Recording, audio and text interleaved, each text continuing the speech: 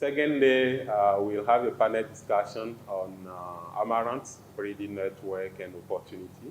Organisé par le World Vegetable Center et ses partenaires dans le cadre des projets VIX Okra Breeding and VIX Amaranth Breeding, financé par Vision for Adapted Crops and Soils et sous l'égide de Africa Vegetable Breeding Consortium et VBC, cet atelier consacre l'installation des groupes de travail sur le gombo et l'amarante devant servir de réseau de sélection. L'atelier de 2 jours a réuni une trentaine de participants venus de l'Asie, l'Europe et l'Afrique et appartenant à une vingtaine d'organisations privées et publiques dans le secteur des semences de gombo et d'amarante. La visite de terrain sur les sites d'expérimentation de gombo et d'amarante a permis aux participants d'apprécier la diversité et la performance des accessions et lignées en cours d'évaluation. Cet atelier international du groupe de travail sur le gombo et l'amarante a été également un cadre parfait pour explorer les possibilités de collaboration afin d'accélérer le développement des variétés de ces deux cultures. L'amarante, plante originaire d'Amérique, joue un rôle important tant en Afrique qu'à l'échelle mondiale grâce à sa valeur nutritionnelle, sa facilité de culture et son adaptabilité aux conditions arides. L'amarante est un légume-feuille populaire et très productif, particulièrement en Afrique subsaharienne où elle est souvent consommée par les ménages et vendue sur les marchés locaux.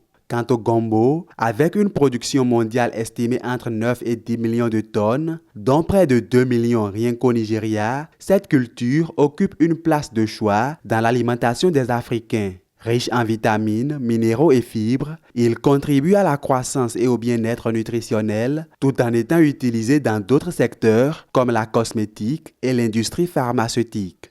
Les objectifs de cette rencontre internationale sont clairs. Échanger sur les préférences du marché et les besoins des agriculteurs, définir les priorités de sélection adaptées aux réalités locales, partager les ressources génétiques, explorer les collaborations pour accélérer le développement de nouvelles variétés. Ces 2 jours de travail ont entre autres servi à fédérer les efforts dispersés autour d'une stratégie commune pour maximiser le potentiel économique du gombo et de l'amarante en Afrique.